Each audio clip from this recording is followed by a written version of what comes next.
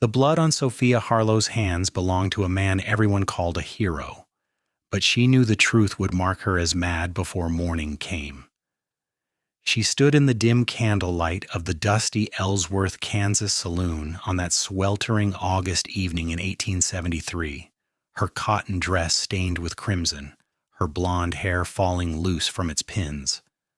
The body of Marshal Wade Thornton lay sprawled across the wooden floor, a bullet wound clean through his chest. Around her the crowd pressed closer, their faces twisted with rage and disbelief. Sophia's breath came in ragged gasps as she tried to explain what she had witnessed, what she knew to be true, but the words caught in her throat like dust in a windstorm. "He was stealing from the railroad," Sophia said, her voice trembling but determined.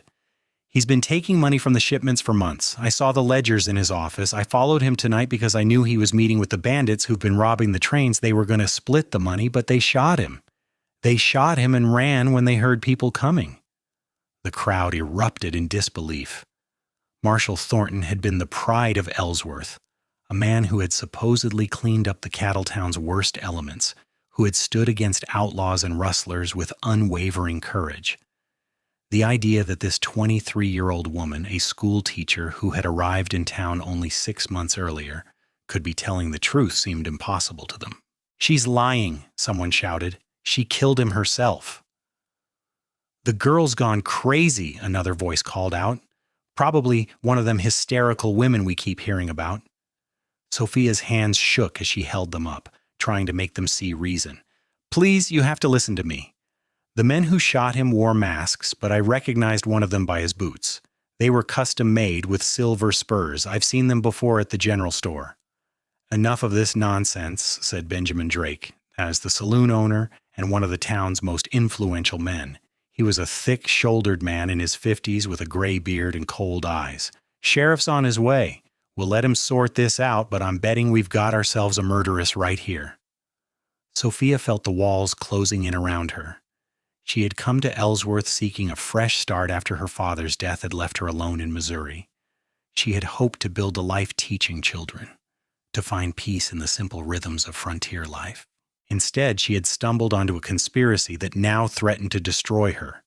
Her hazel eyes scanned the crowd desperately, searching for even one sympathetic face. That was when she saw him. A cowboy stood at the edge of the gathering, leaning against a support post with his arms crossed. He was tall and lean, probably in his mid-20s, with dark hair that brushed his collar and a weathered face that spoke of long days under the merciless prairie sun. His brown eyes watched the scene with careful attention, and unlike everyone else in the room, he did not look at Sophia with contempt or fury. He looked thoughtful, considering.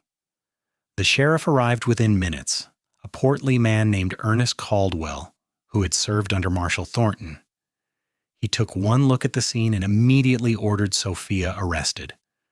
2 deputies grabbed her arms roughly, ignoring her protests, and began dragging her toward the door. The crowd parted to let them through, and Sophia heard their accusations following her like stones. "Crazy woman! Should have known better than to let a single girl come here alone. Probably killed him because he rejected her advances." Tears of frustration and fear burned in Sophia's eyes, but she refused to let them fall. She had spoken the truth, and she would not recant it no matter what they did to her. As the deputies hauled her past the dark-haired cowboy, she met his gaze for just a moment. Something in his expression made her breath catch. It was not pity she saw there, or doubt. It was belief. The jail cell smelled of mildew and old straw. Sophia sat on the narrow cot, her blood-stained dress spreading around her like an accusation. Through the small barred window, she could see the first hints of dawn painting the sky purple and gold. She had not slept. Every time she closed her eyes, she saw Marshal Thornton falling, saw the masked men running, saw the ledgers she had discovered that proved his corruption. She had been teaching for 4 months when she had noticed irregularities in the town's accounts. As the school teacher, she had access to various records because she helped with administrative work for the town council. The numbers had not added up. Money meant for school supplies had gone missing. When she had investigated further, she had found a trail that led straight to the marshal's office. It had taken weeks of careful observation, of staying late and searching through files before she had found the proof she needed. The ledgers had been hidden in a false bottom of his desk drawer. They detailed payments from the railroad, expected shipment amounts, and discrepancies that could only mean theft. Sophia had known she was taking a terrible risk, but she had believed in justice. She had believed that the truth mattered. Now she sat in a cell, accused of murder, and the real killers were free. Footsteps echoed in the corridor outside her cell. Sophia looked up, expecting Sheriff Caldwell or perhaps Benjamin Drake coming to gloat. Instead, the dark-haired cowboy from the saloon stood on the other side of the bars, his hat in his hands. "Madam," he said quietly, his voice a low drawl that spoke of Texas origins. "Name's Austin Kane. I work the cattle runs between here and Abilene, but I've been in Ellsworth for a few weeks now." Sophia stood slowly, studying him with cautious eyes. "Why are you here, Mr. Kane?" "Because I think you might be telling the truth," Austin said simply, "and because in my experience, the crazy ones are often right." Those words hit Sophia with unexpected force. She moved closer to the bars, her hands gripping the cold iron. "You believe me?" "I'm not saying I'm certain," Austin replied, his brown eyes steady on hers, "but I've been around enough liars and truth-tellers to know the difference in how they talk. You spoke like someone who saw something terrible and is trying to make sense of it. That Marshal, though, I never did trust him entirely. Too clean, if you know what I mean. Too perfect." Sophia felt hope kindle in her chest for the first time since the shooting. "The ledgers are still in his office. If someone could get them, they would prove what I'm saying." Austin nodded slowly. "That's a risk. Breaking into a dead Marshal's office would make me an outlaw pretty quick. But I've been thinking about those boots you mentioned, silver spurs, custom made. There's only one place in this part of Kansas that makes those kinds of spurs, and that's a smithy over in Salina. If I could track down who bought them, might give us something to work with." "Why would you help me?" Sophia asked, her voice barely above a whisper. "You don't know me. You have nothing to gain from this." Austin was quiet for a long moment, his gaze never leaving hers. "My sister was accused of something she didn't do back in Texas. Town decided she was guilty before she even had a chance to speak. They ran her out, destroyed her reputation. She died 2 winters ago, still carrying that shame, even though she was innocent. I swore then I wouldn't stand by and watch another woman get railroaded by folks too stubborn to see past their own assumptions." The pain in his voice was real, and Sophia felt an unexpected connection to this stranger who had appeared in her darkest moment. "I'm sorry about your sister." "Me too," Austin said, "but right now, I'm more concerned about keeping you alive. Sheriff Caldwell is talking about a quick trial. Some folks in town are already muttering about a hanging. We don't have much time." Sophia swallowed hard, fear tightening around her throat. "What do you need me to tell you?" For the next 20 minutes, Sophia recounted everything she had seen and discovered. She described the layout of the Marshal's office, the location of the hidden ledgers, the exact details of the boots she had spotted on one of the killers. Austin listened intently, occasionally asking clarifying questions. His mind was sharp, and Sophia found herself grateful for his methodical approach. "The meeting last night," Austin said. "Where exactly did it happen?" "In the old stockyard on the east side of town," Sophia replied. "The one that burned down last year.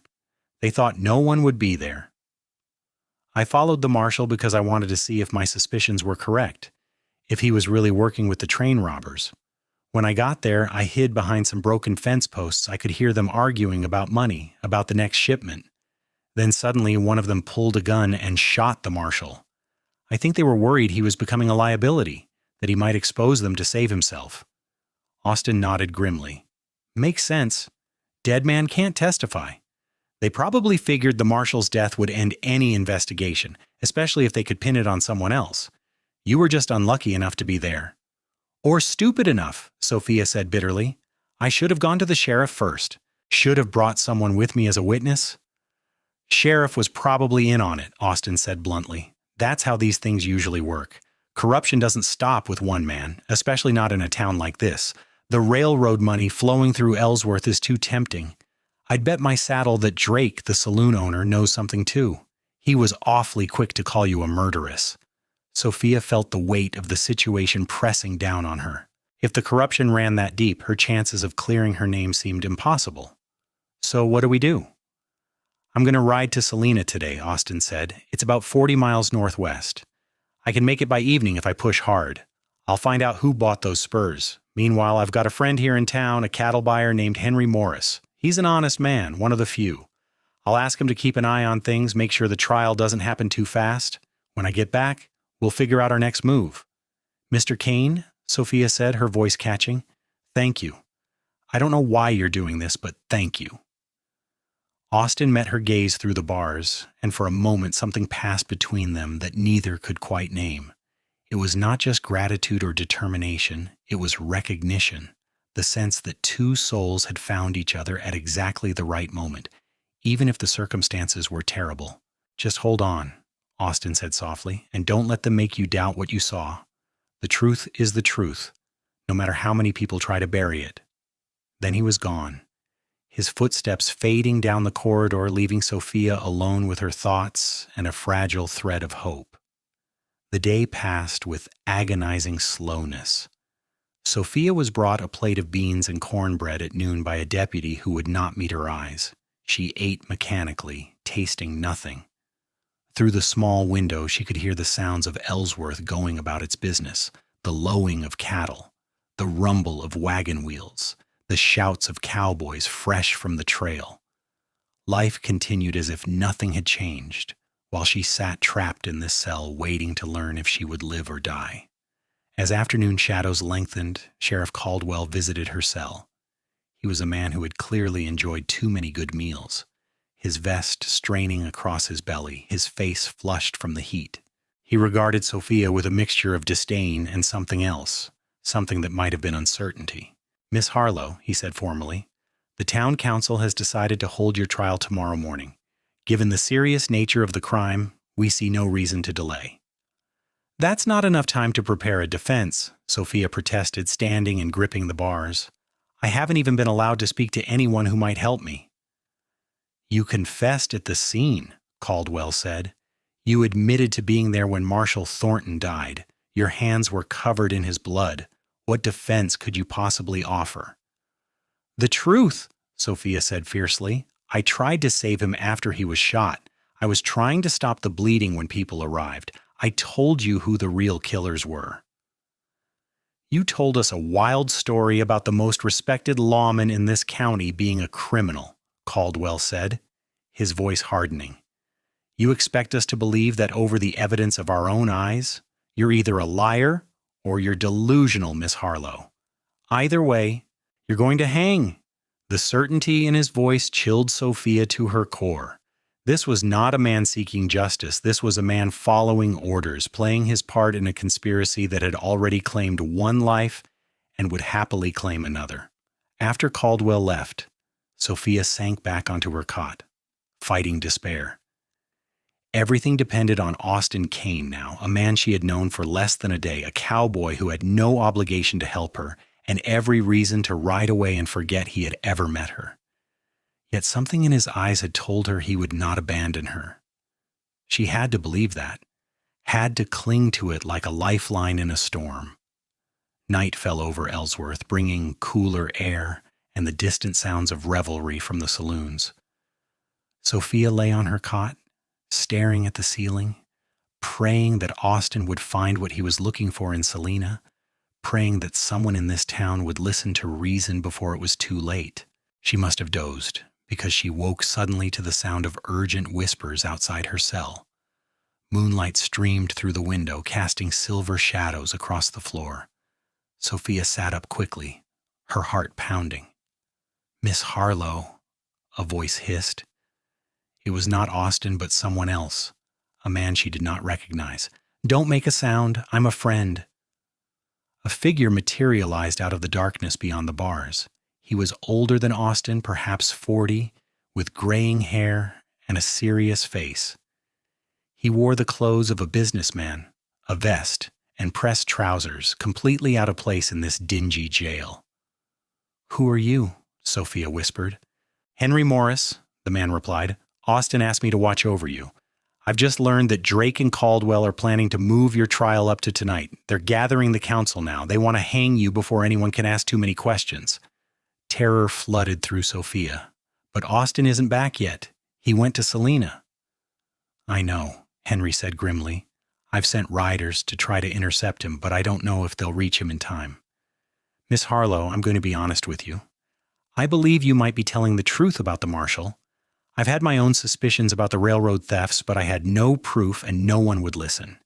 If you really did see those ledgers, they could expose a conspiracy that reaches all the way to the territorial government." "Then help me get out of here," Sophia begged. "Please, if they're going to kill me tonight, I have to run." Henry shook his head slowly. "I can't break you out. That would make me an outlaw too, and it would confirm everyone's belief in your guilt. What I can do is delay the proceedings, raise objections, demand proper legal representation. I have some influence in this town, enough to slow them down at least. But you need to prepare yourself, Miss Harlow. Things are going to get worse before they get better." "I understand," Sophia said, though her voice shook. "Thank you for believing me." "The crazy ones are often right," Henry said, echoing Austin's words. "That's something my father used to say. The people who see what others refuse to acknowledge, who speak truths that make folks uncomfortable, they're the ones who get called crazy. But history proves them right more often than not." He disappeared as quietly as he had come, leaving Sophia alone with her racing thoughts. She paced her small cell, trying to think of any way out of this nightmare.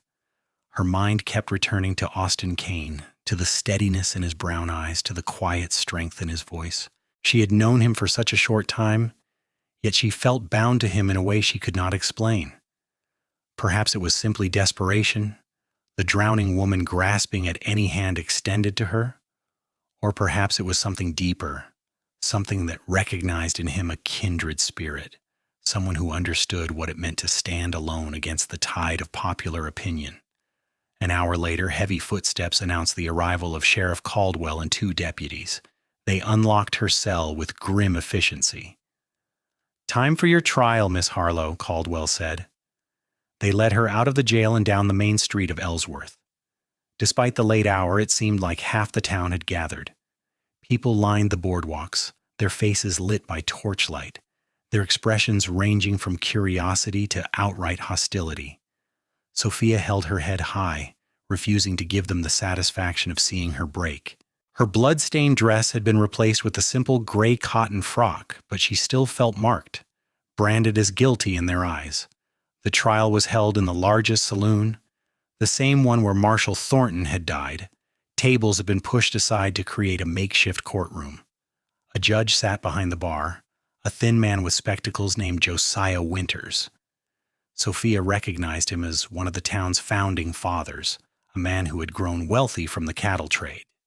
Benjamin Drake stood near the judge, playing the role of prosecutor. There was no defense attorney present. Sophia would have to speak for herself. The proceedings began with brutal efficiency. Drake laid out the case against her in simple, damning terms. She had been found with the body. She had blood on her hands. She had been heard making wild accusations against a respected lawman. Multiple witnesses testified that they had heard her ranting about the Marshal being corrupt, that she had seemed obsessed with him in the weeks before his death. "The woman is clearly unbalanced," Drake declared. "She fixated on Marshal Thornton, perhaps harbored some romantic delusion about him. When he rejected her advances, she snapped and killed him in a fit of jealous rage." "That's not true," Sophia said loudly, standing from her chair. "I never had any romantic feelings for the Marshal. I discovered evidence of his crimes, that's all. The ledgers are in his office. If you would just look at them, you would see I'm telling the truth." Judge Winters regarded her coldly. "Miss Harlow, wild accusations and hysteria are not evidence. Do you have any witnesses who can corroborate your story? Anyone who saw these alleged crimes?" Sophia's heart sank. "No, but the ledgers themselves are proof." "Convenient that you claim evidence exists but cannot produce it," Drake said smoothly. Your Honor, this woman is clearly suffering from a mental affliction. In her disturbed state, she has invented an elaborate fantasy to justify her violent actions. I recommend immediate sentencing." "I object," a voice called from the back of the room. Everyone turned to see Henry Morris pushing his way through the crowd. "Your Honor, this trial is a mockery of justice. The defendant has not been given adequate time to prepare a defense. She has no legal representation. You're rushing to judgment without conducting a proper investigation." Judge Winters frowned. "Mr. Morris, your objection is noted, but overruled. The evidence is clear. We have no need to prolong this matter." "Then give me until morning," Henry insisted. "Allow me to examine the marshal's office to verify whether or not these ledgers exist. If they do, then Miss Harlow's story deserves further consideration. If they don't, then you can proceed with sentencing, and I will not object again." The judge and Drake exchanged glances. Sophia could see the calculation in their eyes. They wanted to refuse, wanted to end this quickly, but Henry Morris was too influential to dismiss entirely. Denying his reasonable request would raise questions they could not afford. "Very well," Judge Winters said finally. "We will reconvene at dawn. Mr. Morris, you will be accompanied by the sheriff when you search the marshal's office. If you find nothing, we proceed with sentencing immediately. Is that understood?" "Yes, Your Honor," Henry said. Sophia was returned to her cell, her brief flare of hope already dimming. She knew the ledgers would not be there anymore. The conspirators had surely removed them by now, destroying the only evidence that could save her. Still, Henry's intervention had bought her a few more hours. Maybe that would be enough time for Austin to return. She lay on her cot, listening to the sounds of the night, waiting for dawn and whatever it would bring. The door to the jail opened quietly just before sunrise. Sophia jerked awake, disoriented, her heart hammering. She expected to see the sheriff coming to take her to the gallows. Instead, Austin Kane strode down the corridor, his clothes dusty from hard riding, his face grim but determined. "I found him," Austin said without preamble. "The man who bought those silver spurs. His name is Raymond Tucker, and he's one of Benjamin Drake's hired men. Works as a guard at Drake's warehouse." Sophia scrambled to her feet, gripping the bars. "Did you confront him?" "Better than that," Austin said. "I got him to talk. Took some persuading, but once I convinced him that Drake was planning to kill him to eliminate witnesses, he sang like a canary. Tucker and 2 other men have been working with Marshal Thornton and Drake to rob the railroad shipments. They'd intercept the trains outside of town, take a cut, and split the money. Thornton kept the law off their backs. Drake provided the manpower and the place to stash the stolen goods." "But why kill the marshal?" Sophia asked. "Tucker says Thornton was getting nervous. A railroad detective had started nosing around, asking questions. Thornton wanted to come clean, make a deal to save himself. Drake couldn't allow that. So he ordered Tucker and the others to eliminate Thornton and make it look like a random killing. You showing up was just bad luck for everyone." Sophia felt vindication surge through her, mixed with lingering fear. "Will Tucker testify?" "He's outside right now talking to Henry Morris," Austin said. "Between his testimony and what Henry found in the marshal's office, we've got them dead to rights." "Henry found the ledgers?" Sophia asked, hardly daring to believe it. Austin nodded. "They tried to move them last night, but Henry posted his own men to watch the office. When Sheriff Caldwell showed up to destroy the evidence, they stopped him. The whole thing is unraveling. Drake tried to run about an hour ago, but some of the honest ranchers in town caught him. The territorial marshal is on his way from Topeka. By noon, the people who tried to frame you will be the ones in chains." Sophia's legs suddenly felt weak. She had been so certain she was going to die, had steeled herself for the worst. Now, with salvation so close, the emotional toll crashed over her like a wave. Tears spilled down her cheeks, tears of relief and exhaustion and overwhelming gratitude. "Hey now," Austin said softly, reaching through the bars to touch her hand. "You're safe. It's over." "Because of you," Sophia said, her voice breaking. "You saved my life. You believed me when no one else would." Austin's expression softened, and in the dim light of the cell, Sophia saw something in his eyes that made her breath catch. It was not just concern or friendly compassion. It was something deeper, more personal. The connection she had felt when they first met had grown stronger, forged in the crucible of crisis into something that could not be easily dismissed. "I couldn't let them hurt you," Austin said quietly. "From the moment I saw you in that saloon trying to make everyone understand, I knew you were telling the truth. And I knew I had to help, no matter what it cost." They stood there in silence, hands touching through the bars, as the first light of dawn painted the world in shades of gold and rose. Outside, Sophia could hear raised voices, the sounds of confrontation and justice finally being served. But in that moment, the only thing that mattered was the man standing before her, the cowboy who had risked everything for a woman he barely knew. The cell door opened an hour later, and Sophia walked out a free woman. The town square was in chaos. Benjamin Drake stood in shackles, his face purple with rage, shouting accusations that no one was listening to anymore. Sheriff Caldwell had been arrested along with 3 deputies. Raymond Tucker sat on a bench surrounded by armed ranchers, looking defeated and resigned to his fate. Judge Winters approached Sophia, his expression sheepish. "Miss Harlow, on behalf of the town of Ellsworth, I must apologize for the grave injustice done to you. Your accusations were correct, and we were wrong to doubt you." Sophia regarded him coolly. "Your apology means nothing, Your Honor. You were ready to hang me without a proper investigation. If not for Mr. Kane and Mr. Morris, I would be dead, and the guilty men would have gone free." The judge flinched at her words, but did not argue. He knew she was right. He shuffled away, leaving Sophia standing in the dusty street as the sun climbed higher. People who had called her crazy the night before now watched her with a mixture of shame and awe. She had spoken truth in the face of overwhelming opposition, and she had been vindicated. Austin appeared at her side, leading 2 horses. "Figured you might want to get out of here for a while. Let things settle down." Sophia looked up at him, this man who had become her savior, and something more in the span of 2 days. "Where would we go?" "I know a place about 10 miles out," Austin said.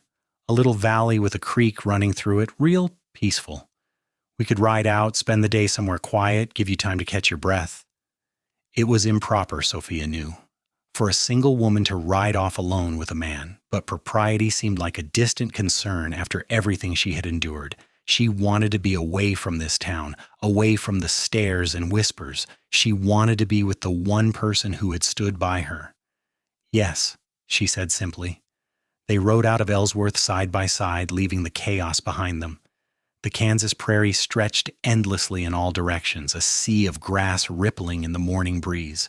The sky was impossibly blue, dotted with white clouds that cast racing shadows across the land.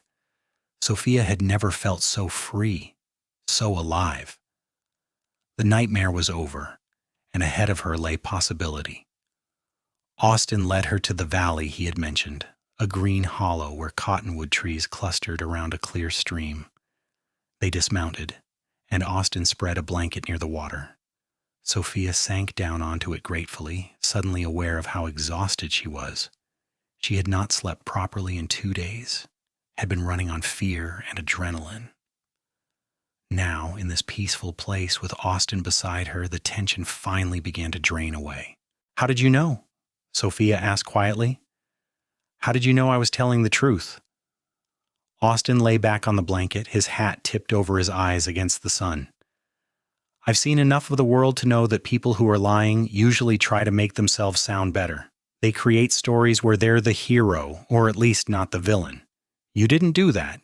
You just told what you saw, even though it sounded impossible. That's how truth sounds sometimes. Impossible until you look closer." "Your sister," Sophia said. "What happened to her?" Austin was quiet for a long moment. When he spoke, his voice was heavy with old pain. "Her name was Margaret. She was working as a seamstress in a small town in Texas. One of the wealthy ranchers' wives accused her of stealing a necklace. Margaret said she had never touched it, that she didn't even know where the woman kept her jewelry. But the rancher's wife was convinced, and her husband was the most powerful man in the county. They searched Margaret's room and found the necklace hidden under her mattress. "But she didn't take it?" Sophia asked. "No," Austin said. "The rancher's wife had planted it there. We found out later that the woman was having an affair and needed someone to blame for her own behavior. She had been giving jewelry to her lover and needed to explain why pieces were missing. So she accused Margaret, planted evidence, and destroyed my sister's life. By the time the truth came out, Margaret had already left town. She caught pneumonia that winter, living rough on the road, and died before I could find her." Sophia reached out and touched Austin's arm. "I'm so sorry." "Me too," Austin said. "That's why I couldn't walk away from you, Sophia. I saw Margaret in you, saw another woman being railroaded by powerful men who didn't care about the truth. I couldn't save my sister, but I could save you. Had to, really." They sat in companionable silence for a while, listening to the burble of the creek and the rustle of leaves overhead. Sophia felt a profound connection to this man, born of shared trauma and mutual understanding. He had seen her at her worst, believed in her when no one else would, and fought for her without asking for anything in return. That kind of loyalty, that kind of faith, was rare and precious. "What will you do now?" Austin asked after a while. "Will you stay in Ellsworth?" Sophia considered the question. Part of her wanted to leave, to put this whole terrible experience behind her. But another part of her felt like running away would be letting the conspirators win in a different way. She had fought for the truth and won. The town owed her an apology, and she deserved to rebuild her life here if she chose. "I think I'll stay," Sophia said slowly. "The school still needs a teacher, and the children shouldn't suffer because of what happened. Besides, I'm not going to let fear drive me away from the life I was trying to build." Austin nodded approvingly. "That takes courage. Most people would run." "Most people haven't had a cowboy ride to Salina and back in one day to save them," Sophia said with a small smile. "I've learned something about courage from you, Austin Kane." He sat up then, pushing his hat back so she could see his face fully. His brown eyes were serious, searching hers. "Sophia, I need to tell you something. I know this is fast. I know we barely know each other, but I can't leave Ellsworth without saying it. I think about my sister a lot, about how she died alone and afraid. I think about all the time I wasted, all the things I never said to people I cared about. Life's too short and too uncertain out here to hold back when something matters." Sophia's heart began to beat faster. "What are you trying to say?" "I'm saying that from the moment I saw you in that saloon, something changed for me," Austin said. "Maybe it was just the circumstances, the danger, the need to help. But as I rode to Salina, all I could think about was getting back to you in time. And when I saw you in that cell this morning, still fighting, still believing in truth, even when everyone had turned against you, I realized something. I realized that you're the strongest, bravest woman I've ever met. And I realized that I don't want to just ride away when this is over." Sophia could barely breathe. Everything he was saying resonated with feelings she had been trying to ignore, trying to dismiss as gratitude or relief. But it was more than that. When she looked at Austin, she saw not just her rescuer, but a man she could build a life with, a man who understood what it meant to stand for something even when the cost was high. "I don't want you to ride away either," Sophia whispered. Austin reached out and took her hand, his calloused fingers warm against hers. "Then maybe I won't. I've been drifting for years, working cattle runs and never staying anywhere long. Maybe it's time I put down roots.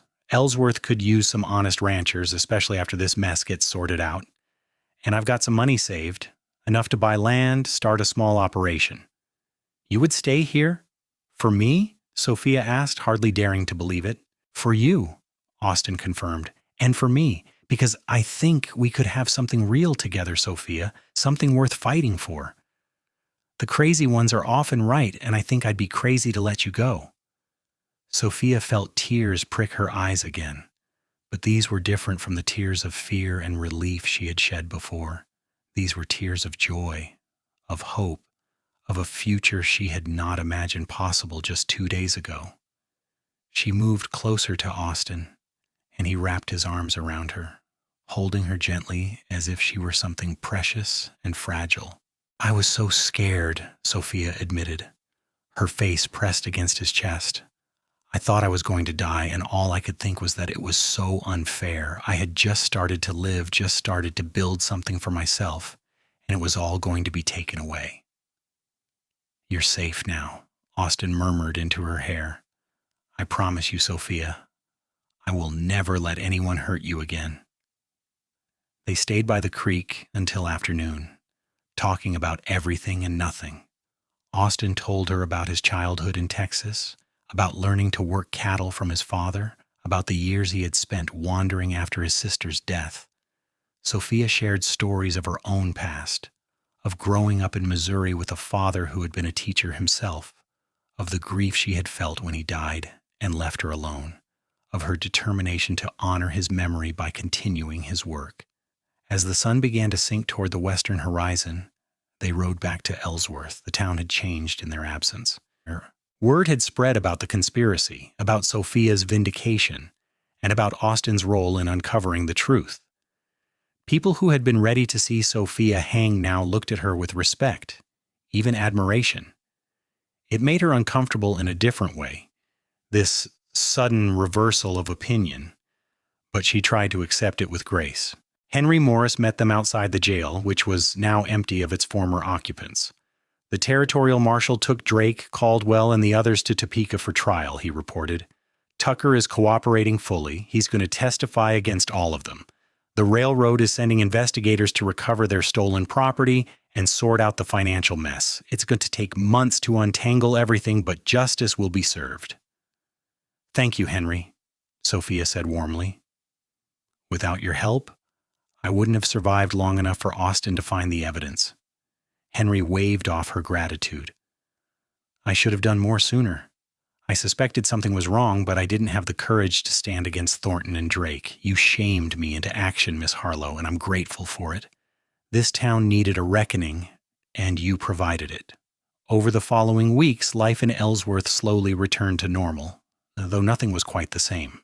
A new marshal was appointed, an honest man, brought in from outside to rebuild trust in the law. The town council was reorganized, with several corrupt members removed and replaced by people like Henry Morris, who were committed to transparency and justice. Sophia resumed her teaching duties, and the schoolhouse was fuller than ever. Parents who had condemned her now brought their children to learn from the woman who had stood against corruption. Sophia threw herself into the work, grateful for the routine and the sense of purpose it provided. But her thoughts often drifted to Austin Kane. True to his word, Austin had purchased land just outside of town. It was 200 acres of good grazing land with a creek running through it and a small house that needed work. He hired a few ranch hands and began building a herd, buying cattle from the drives that came through Ellsworth. Sophia visited as often as propriety allowed, helping him plan improvements to the house and marveling at how quickly he was establishing himself. Their courtship was conducted in full view of the town, both of them aware that any appearance of impropriety would invite gossip they could not afford. Austin called on Sophia at her boarding house in the evenings, and they took walks through town or sat on the porch talking until the stars came out. On Sundays, they attended church together, sitting side by side in the pew and ignoring the curious stares of their neighbors. Sophia had never been courted before. Her father's long illness and death had consumed her early 20s, leaving no time for romance. Now, at 23, she was experiencing all the giddy joy and nervous anticipation of first love. Austin was patient and respectful, never pushing for more than she was ready to give, but his feelings were clear in every glance, every touch of his hand. One evening in late September, after they had been courting for 6 weeks, Austin took Sophia out to his ranch for dinner. He had spent the day preparing, cooking a simple meal of beef stew and fresh bread. They ate at the small table in his kitchen, talking and laughing as the sun set outside the window. After dinner, Austin led Sophia outside to watch the stars come out.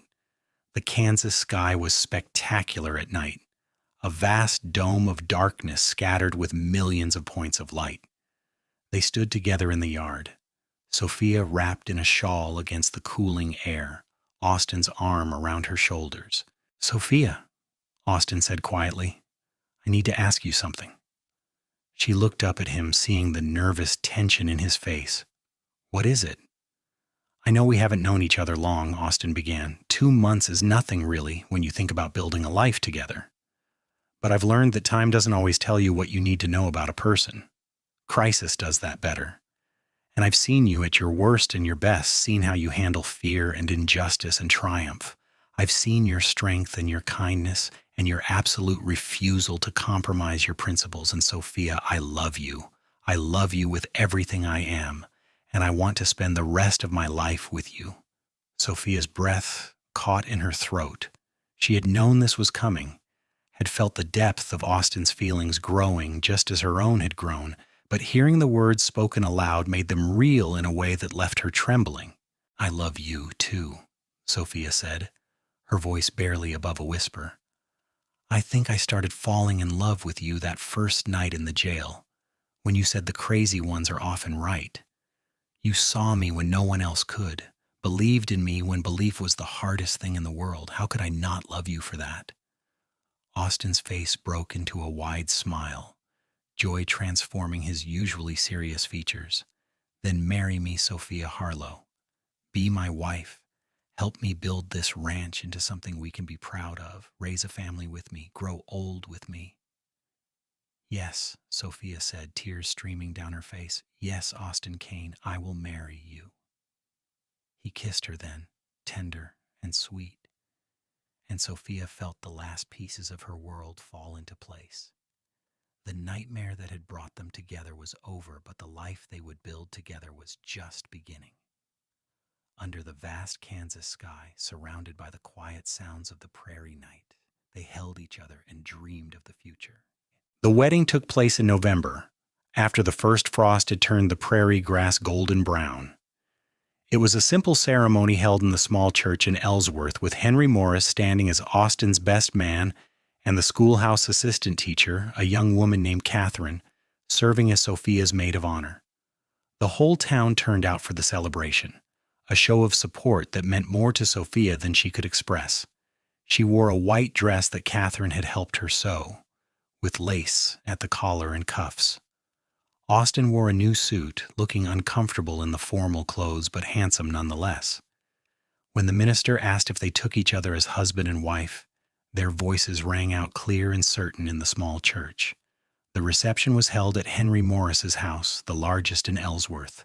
There was fiddle music and dancing, roasted beef and fresh pies, and enough whiskey to loosen tongues and lift spirits.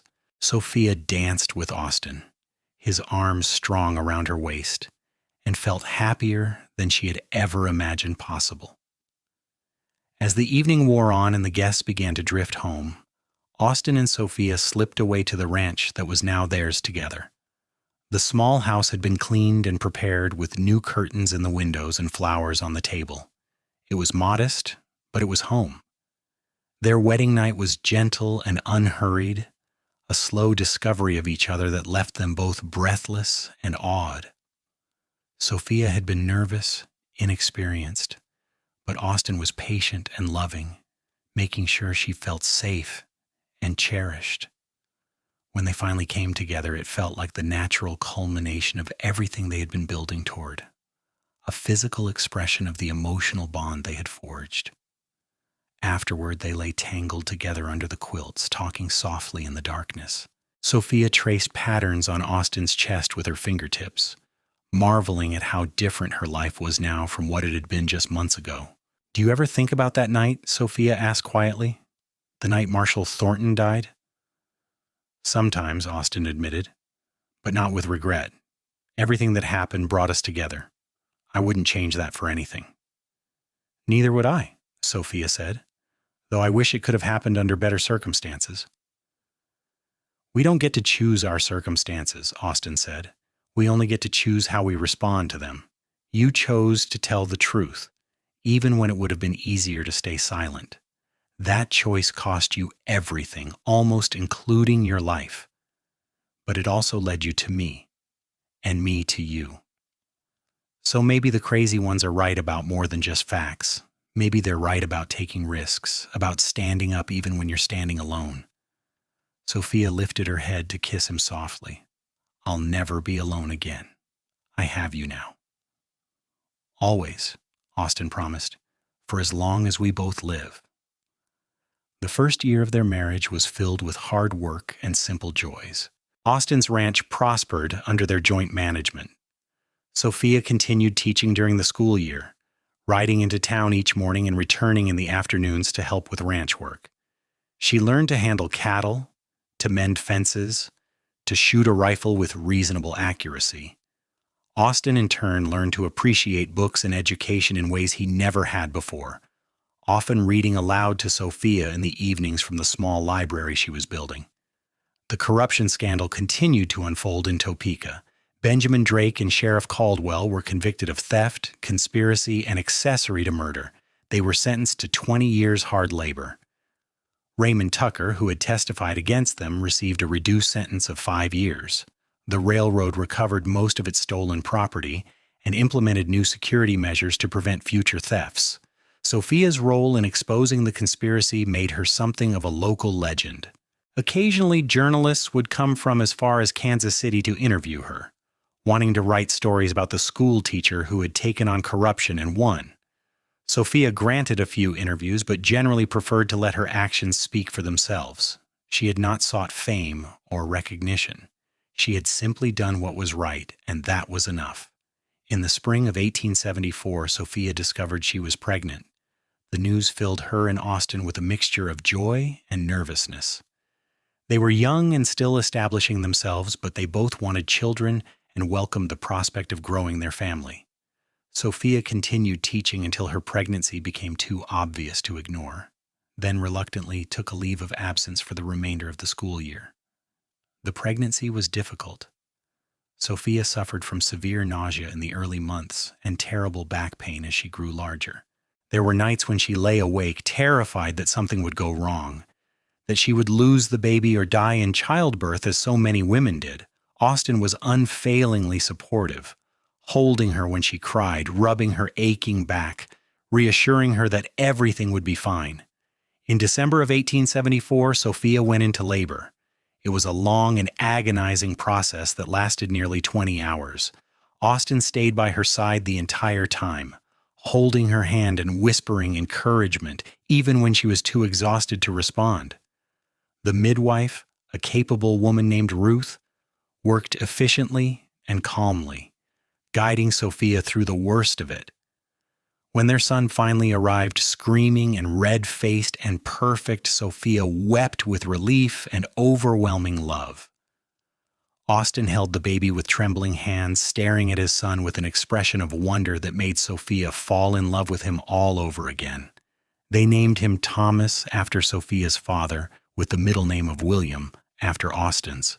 Little Tommy was a healthy baby with a strong set of lungs and his father's dark hair.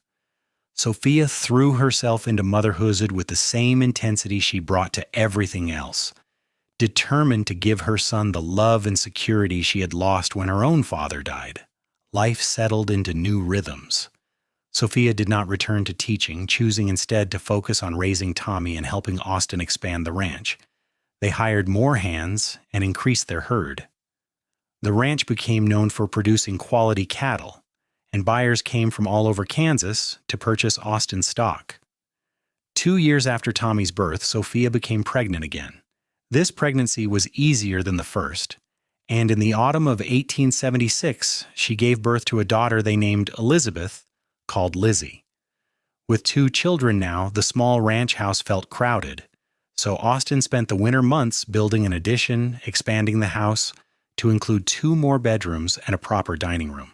The children grew quickly, healthy, and happy. Tommy was serious like his father, thoughtful and observant. Lizzie was spirited like her mother, quick to laugh and quicker to get into mischief. Sophia taught them their letters and numbers at home, reading to them every night and encouraging their curiosity about the world.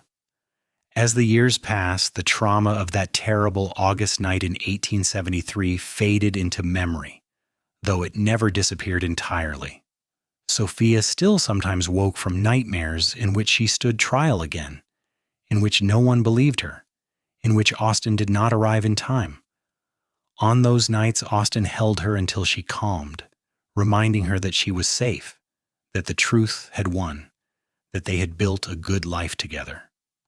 By 1880, the ranch was well established and prosperous. Austin had become a respected figure in the Ellsworth community, serving on the town council and helping to guide the town's growth. Sophia had started a lending library in town, collecting books and making them available to anyone who wanted to read. Education remained her passion, even though she no longer taught formally. They had 2 more children over the years, another son named Daniel in 1879, and a second daughter named Sarah in 1882. The house rang with laughter and the chaos of 4 children, and Sophia could not imagine being happier. The scared young woman who had stood accused of murder felt like a different person, someone from another lifetime. On their 10th wedding anniversary in November of 1883, Austin took Sophia back to the valley where they had spent that first day together after her release from jail. It was cold now, the creek partially frozen, the cottonwood trees bare of leaves, but it was still peaceful, still beautiful. They sat on a blanket as they had a decade earlier, though this time they were bundled against the cold, and their conversation was interrupted by the need to keep track of 4 energetic children who were exploring the creek bank. "Do you remember what you said to me that day?" Sophia asked, watching Tommy help Lizzie across a fallen log. "You said the crazy ones are often right." "I remember," Austin said, "and I was right about that. You were called crazy for telling the truth, and you were vindicated. I was called crazy for believing you, and I gained everything that matters." Sophia leaned against him, feeling his warmth and solidity. "We've built a good life, haven't we?" "The best life," Austin agreed, "better than I ever thought possible. And it all started because you refused to stay silent, refused to let injustice stand. Your courage changed everything, Sophia. It saved your life. It exposed corruption. And it brought us together. That's not crazy. That's heroic." "I'm not a hero," Sophia protested. "I was just trying to do what was right." "That's what heroes do," Austin said. "They do what's right even when it's hard, even when everyone is against them. You're my hero, Sophia Kane. You always will be." Sophia kissed him, tasting love and gratitude and 10 years of shared history. Their children played nearby, their laughter echoing across the valley. The ranch waited for them back home, solid and prosperous. The future stretched ahead, full of promise and possibility. "The crazy ones are often right," Austin had said, and he had been right about that in ways neither of them could have imagined. Sometimes the truth sounds impossible. Sometimes standing up means standing alone. But courage and conviction can change the world, can expose corruption, can forge bonds that last a lifetime. As they gathered their children and rode back toward home, Sophia reflected on the journey that had brought her to this moment. She had lost so much when her father died, had come to Ellsworth seeking only a quiet life teaching children. Instead, she had stumbled into conspiracy and corruption, had faced death, had been saved by a cowboy who believed in truth more than appearances. That cowboy had become her husband, her partner, the father of her children. Together they had built not just a ranch, but a legacy, a family, a life rooted in honesty and integrity. The scars from that terrible time remained, but they had healed into something stronger, something beautiful. By 1890, Austin and Sophia Kane were among the most respected families in Ellsworth. Their 4 children were growing into fine young adults. Tommy, at 15, was already helping manage the ranch and showing his father's steady judgment. Lizzie, at 13, was a voracious reader who talked about becoming a teacher like her mother had been. Daniel, at 11, was the wild one, always getting into scrapes and adventures. Sarah, at 8, was the baby of the family and shamelessly spoiled by her older siblings. The ranch had grown to over 1,000 acres with a substantial herd and a reputation that stretched across Kansas and into neighboring states. Austin had become a leader in the cattle industry, advocating for fair practices and sustainable management. Sophia's lending library had evolved into a proper public library, housed in its own building and serving the entire county. They had survived droughts and harsh winters, market crashes and personal losses. They had celebrated births and mourned deaths, had weathered storms both literal and metaphorical. Through it all, they had held fast to each other and to the principles that had brought them together. One evening in the summer of 1890, as they sat on their porch watching the sun set over the prairie, Sophia took Austin's hand and reflected on their life together. "Do you ever wonder what would have happened if you had walked away that night?" Sophia asked. "If you had decided I was just another crazy woman and left me to my fate?" Austin squeezed her hand gently. "I couldn't have walked away. Not then. Not ever. Something in me recognized something in you from the very beginning. Maybe it was my sister's memory calling out to me. Maybe it was fate or God or just pure luck. But I saw you standing there in that saloon covered in blood and telling a truth no one wanted to hear, and I knew I had to help you." "And you did," Sophia said softly. "You saved my life in every way a person can be saved. You gave me justice and safety and love. You gave me a family and a home. You gave me everything." "We gave each other everything," Austin corrected. "You taught me that standing for something matters more than standing with the crowd. You showed me what real courage looks like. And you loved me even though I was just a drifting cowboy with nothing but a horse and some saved money. You saw something in me worth building a life with, and that changed me forever." They sat in comfortable silence for a while, listening to the sounds of their children playing in the yard, to the lowing of cattle in the distance, to the eternal wind that swept across the Kansas plains. Sophia thought about the young woman she had been 17 years ago, frightened and alone, accused of murder, and certain she would die. She thought about the cowboy who had believed her when no one else would, who had risked everything to uncover the truth. From that crucible of fear and injustice had come this life, this love, this family. It had not been easy. There had been struggles and sacrifices, moments of doubt and difficulty. But they had faced everything together, anchored by the bond forged in those desperate early days. "The crazy ones are often right," Sophia said, echoing the words that had meant so much to her all those years ago. "You said that to me in the jail, do you remember?" "I remember," Austin said. "It was something my father used to say. He was a bit of a maverick himself, always questioning conventional wisdom. I think that's why I was able to believe you. I had been taught that the popular opinion isn't always the right one, that sometimes the person everyone dismisses as crazy is the only one seeing clearly." "I was so grateful for those words," Sophia said. "Everyone else was calling me insane, saying I was hysterical or delusional. But you said the crazy ones are often right, and suddenly I didn't feel so alone anymore. I had an ally, even if he was just a stranger who happened to be in the saloon that night." "Not just any stranger," Austin said with a smile. "The stranger who was going to become your husband." Sophia laughed. "I certainly didn't know that at the time. I just knew you were kind and you believed me, and that was enough." As full darkness fell and stars began to appear in the vast sky, Austin and Sophia called their children inside. They gathered around the dinner table, a boisterous, happy family sharing a meal and stories of their day. Sophia looked around at the faces she loved most in the world and felt her heart swell with gratitude. This was what she had fought for, what Austin had saved her to experience, this warmth, this love, this sense of belonging and purpose, the accusations of madness, the terror of facing execution, the desperate struggle for truth. All of it had been worth enduring to reach this moment. Years continued to pass in the rhythm of ranch life. The children grew and eventually began to leave home, pursuing their own dreams and building their own lives. Tommy took over more responsibility for the ranch, preparing to inherit it one day. Lizzie went east to attend a women's college, determined to become a teacher. Daniel joined the army, seeking adventure and purpose. Sarah, the youngest, showed talent as an artist and spent her time drawing and painting the prairie landscapes she loved. Austin and Sophia grew older together, their hair turning gray, their faces gaining lines that told the story of a life well lived.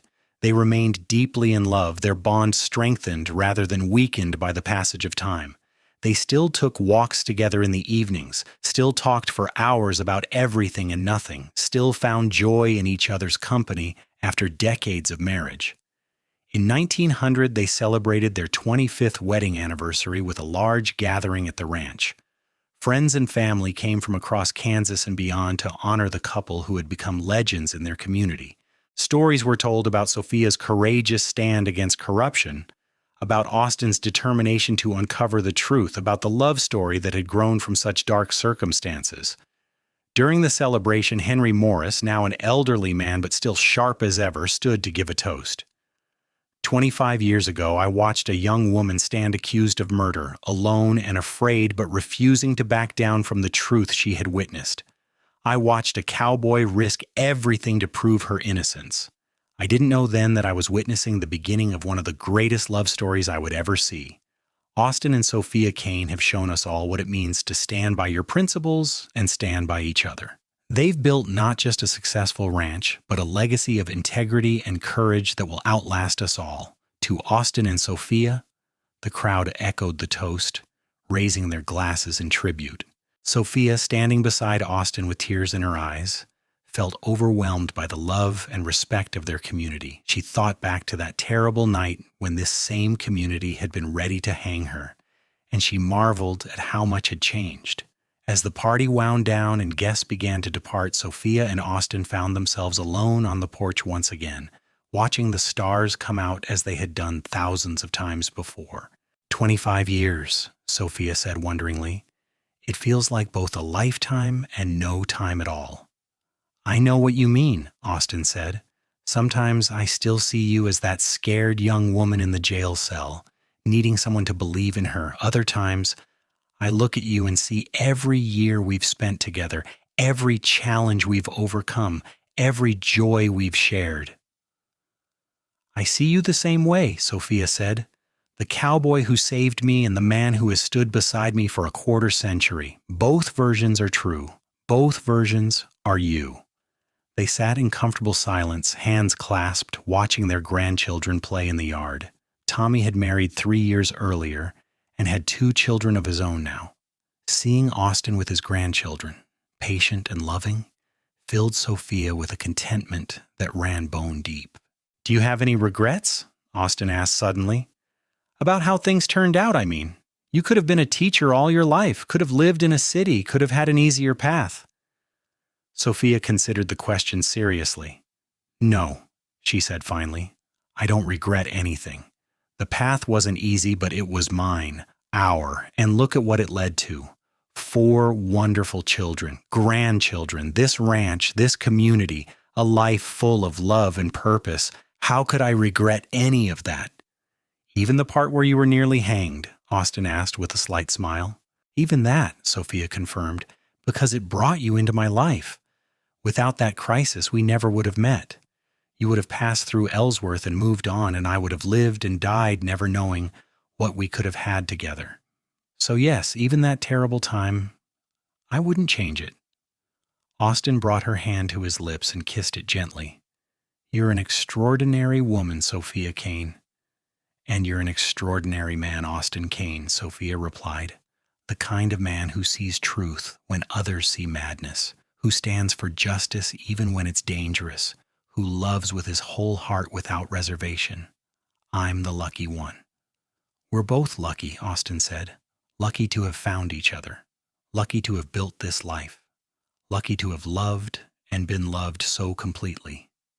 As they grew older, Austin and Sophia became the elder statesmen of Ellsworth, the living embodiment of the town's history and values.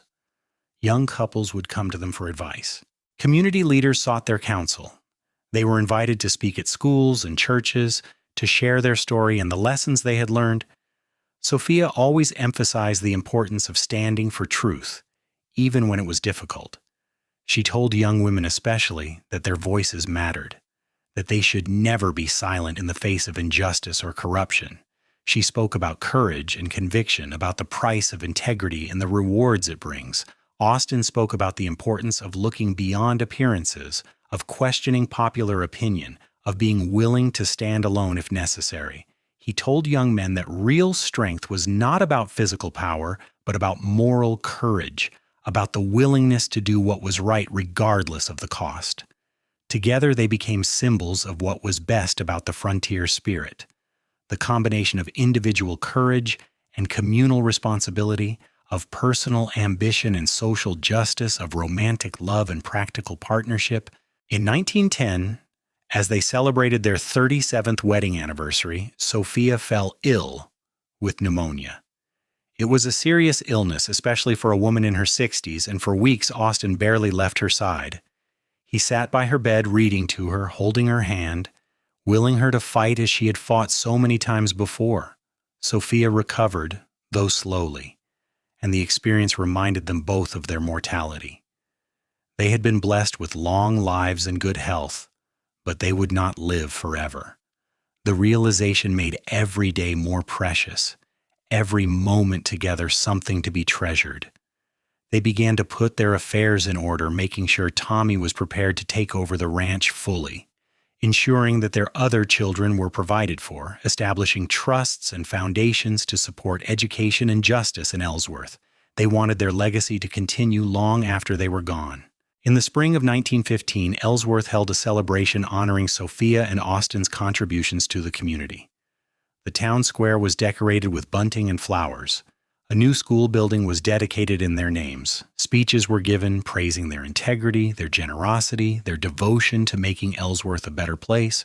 During the ceremony, the current mayor, a young man who had been just a child when the corruption scandal unfolded, spoke eloquently about the impact Sophia and Austin had made. 42 years ago, a young teacher stood against powerful men who would have silenced her with violence. She refused to be silenced. She spoke truth to power. And though it nearly cost her everything, that courage changed this town forever. And a cowboy believed her when no one else would. He risked his reputation and his safety to prove she was right. Together they showed us what integrity looks like, what love looks like, what a life well lived looks like. Ellsworth is a better place because of Austin and Sophia Kane, and we are all better people for knowing them. Sophia, now 65 years old with silver hair and laugh lines around her eyes, stood beside Austin, now 67 and still tall, though his shoulders had begun to stoop slightly. They held hands as they always did, presenting a united front to the world as they had for more than 4 decades. When called upon to speak, Sophia kept her remarks brief. I'm grateful to have lived long enough to see truth triumph over lies, justice prevail over corruption, and love conquer fear.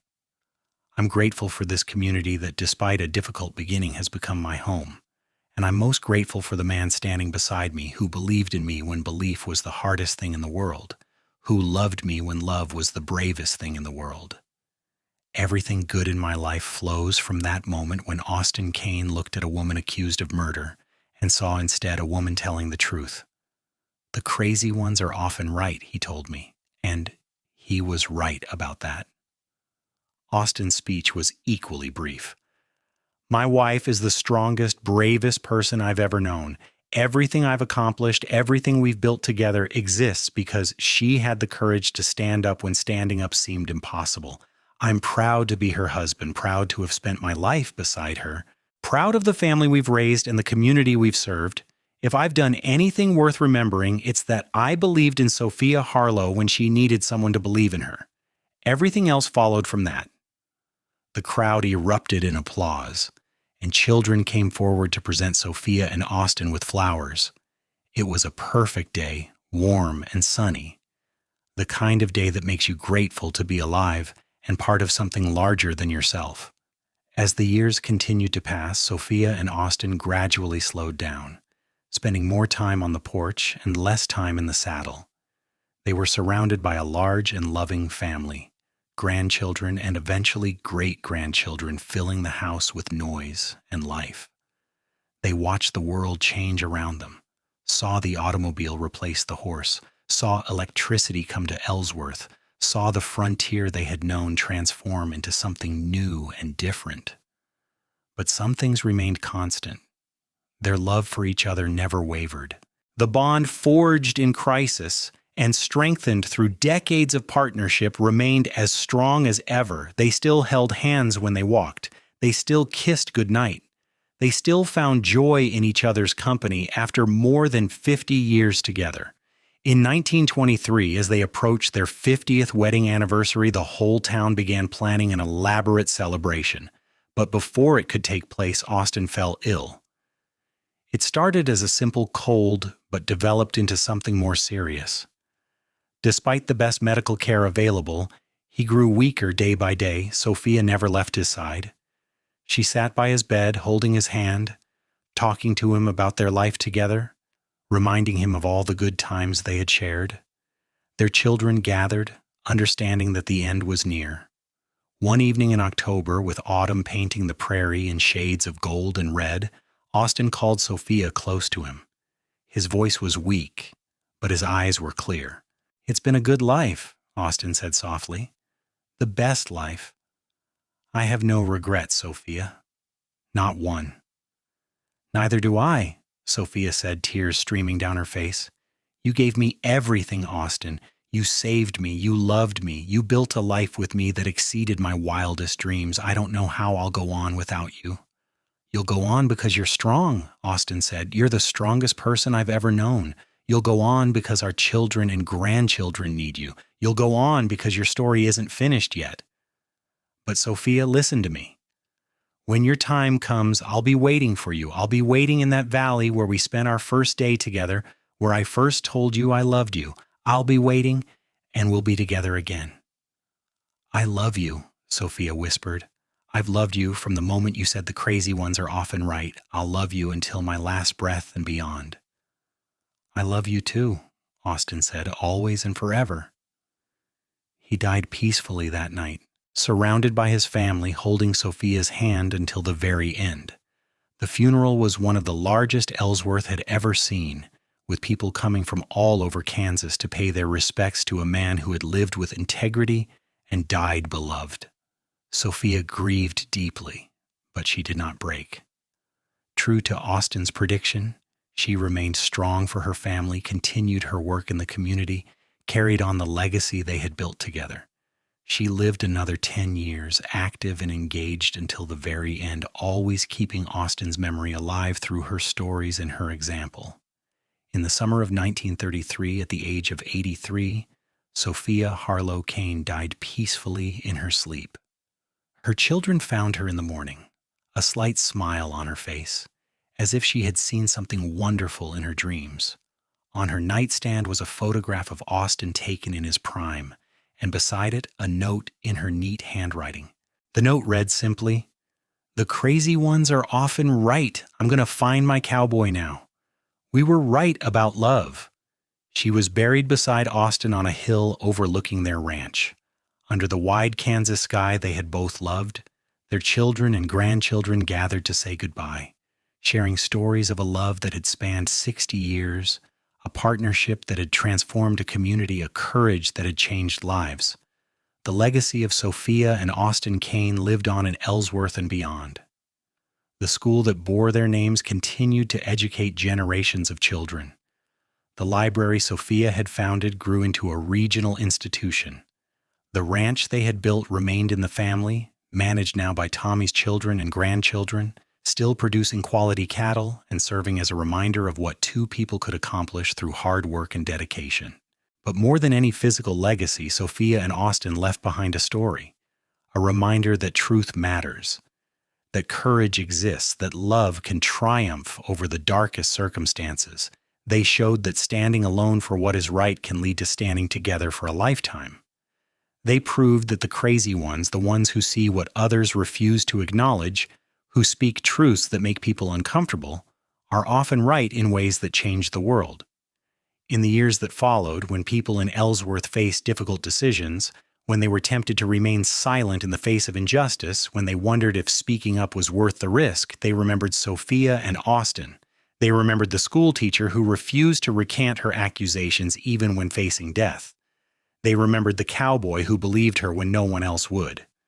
They remembered a love story born from crisis and sustained through decades of partnership. And they remembered the words that had become a sort of motto for the town. The crazy ones are often right. Those words spoken by a young cowboy to a terrified woman in a jail cell on a hot August night in 1873, had proven prophetic in ways neither could have imagined. They had been right about the corruption. They had been right about standing firm. And they had been right about love, about taking a chance on each other despite impossible circumstances, about building a life together that would inspire generations. In the end, that was the truest legacy of Sophia and Austin Kane, not the wealth they accumulated or the institutions they founded, but the example they set. They showed that integrity matters, that courage exists, that love endures. They proved that one person's voice can make a difference, that believing in someone can change everything, that standing together can overcome any obstacle. The ranch still stands, passed down through the generations, a living testament to what they built. The town of Ellsworth still thrives, shaped by the principles they championed. And somewhere in a valley where cottonwood trees grow beside a clear creek, two souls who found each other in darkness and built a life in light are together again, their love story complete, their legacy secure, their truth vindicated for all time. The crazy ones are often right, and Sophia and Austin Kane were right about everything that mattered.